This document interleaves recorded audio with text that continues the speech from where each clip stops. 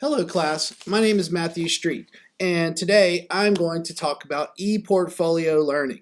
I will briefly discuss its multiple uses and benefits and experience as a high impact practice, which is a title it got from the American Association of Colleges and Universities. So let's begin. ePortfolio and types of ePortfolios. The definition, it's hard to actually define an e-portfolio if you scour the scholarship that's out there because, years ago, or not that many years ago, e-portfolios were considered to be associated with displaying art or multimedia projects or pictures or any sort of medium like that. And it's only within the last 20 years that e-portfolio, the actual definition has begun to change. And in one regard, this year I'm participating in a year-long institute with the American Association of Colleges and Universities. And one of our goals here at the University of Virginia is to define what an e-portfolio is and how it's applicable for the multiple schools at UVA. But to put a definition on it, it's an ePortfolio is an online tool to support students in gathering and documenting work samples known as artifacts or evidence. There are three different types of ePortfolios. There's a documentation or directed ePortfolio. These are often organized around professional standards or program outcomes. The templates for these portfolios are often highly structured with areas in which students upload files to demonstrate achievement in relationship to a standard or criterion. These ePortfolios often grow out of an intentional process of outcomes mapping and assessment as evidenced by the ePortfolio implementation framework that has been defined by leading ePortfolio expert Helen Chen from the University of Stanford, along with Penny Light and Edelson.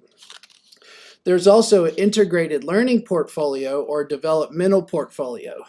These engage students in interactive cycles of creating work, reflecting upon work, revising work in response to metacognition, and using and integrating revised work with a larger context of professional and/or learning identity formation.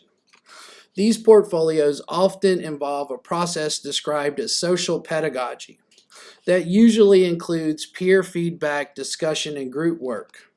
Randy Bass and Heidi Eldemorf observed that social pedagogy challenges students to develop their own knowledge in contexts that centrally ask them to think of their audience as someone other than the professor. And finally, the showcase portfolio.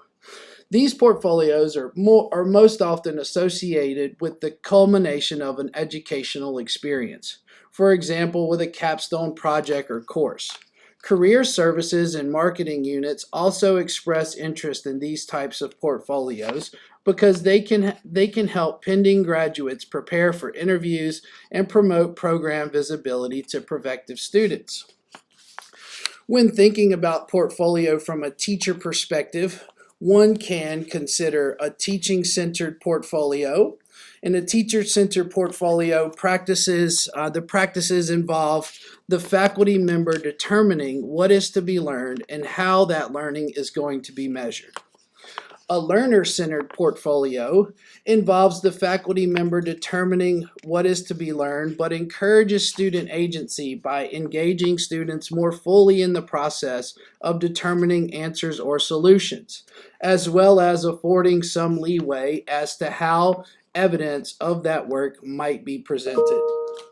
Learning-centered portfolios is when the faculty member promotes agency for learners who join with faculty in determining how the work will be represented and what is necessary to learn.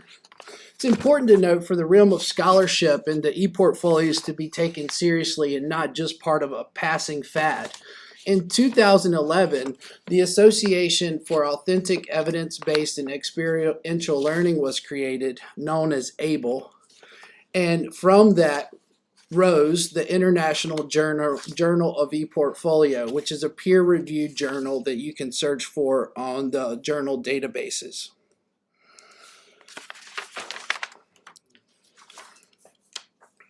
So high impact practice. The ePortfolio was added as the 11th high impact practice. And a high impact practice is an enhanced, high impact practices enhance student learning and success by bringing to the teaching and learning processes the intentional and integrative characteristics associated with how humans learn. Not just in the moment, but for sustained use and transferability from one instance to different instances of practice and application.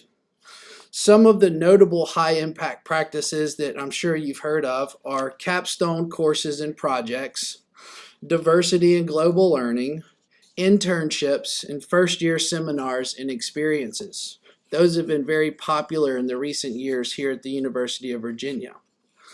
In this way, high-impact practices denote institutionally structured student experiences inside or outside the classroom that are associated with elevated performances across multiple engagement activities and desired outcomes, such as deep learning, persistence, and satisfaction with college. So evidence of the ePortfolio as a high-impact practice is because the ePortfolio pedagogy provides a set of practices that are platform agnostic and utilize a range of broadly available technologies.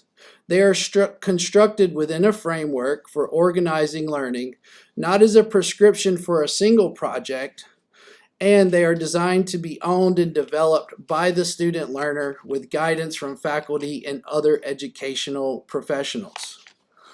Central to the ePortfolio is active learner engagement and responsibility in their learning, along with learner reflection upon not only the artifacts or instances of learning assembled with the portfolio, but also in their processes of learning that exhibits the outcomes at required levels of competence. The ePortfolio artifacts and narrative become an authentic representation of learning, a record that could in the future be viewed similarly to traditional transcript or resume. This is a quote from Black, Chen, Grote, and Kehoe. It's important to note that Helen Chen also denotes that the ePortfolio could be the bridge between the college transcript and the diploma. So assessments on ePortfolio.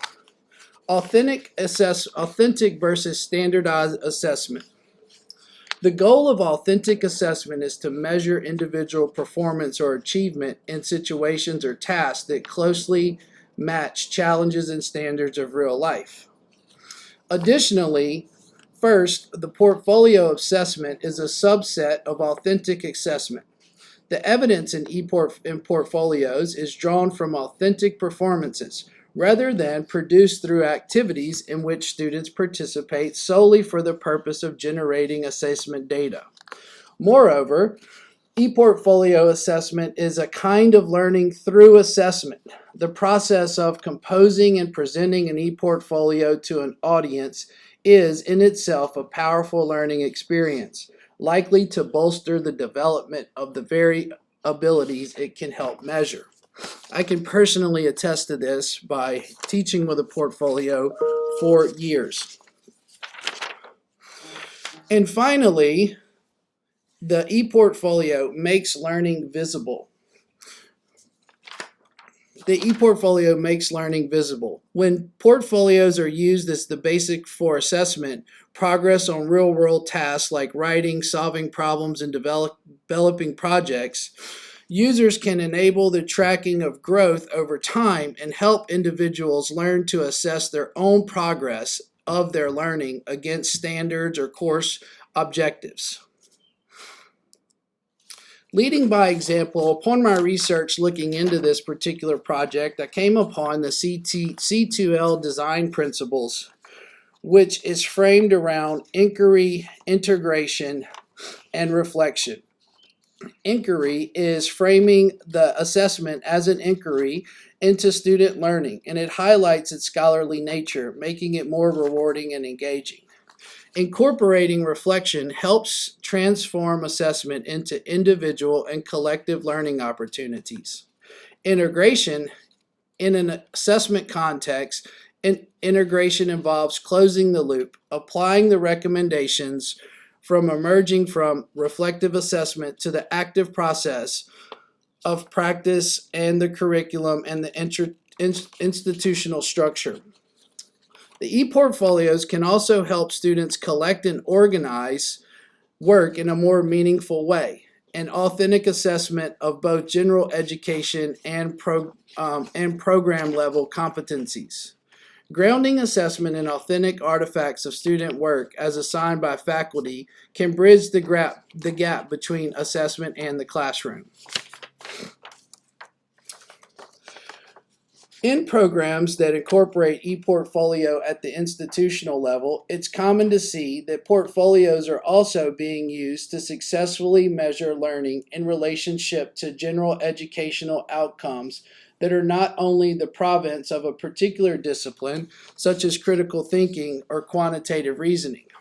And I really like this quote that I just read, and we're striving to get a program level ePortfolio going at the University of Virginia, which is why we're doing the ePortfolio Institute. All right, so let's review. The benefits for an ePortfolio are it's easy to access and update for students, especially with the evolving technology. Promoting reflection on the ePortfolio is a lot easier, where students can have access to see their work develop over time. Formative and summative assessments are easier to keep track of on an ePortfolio.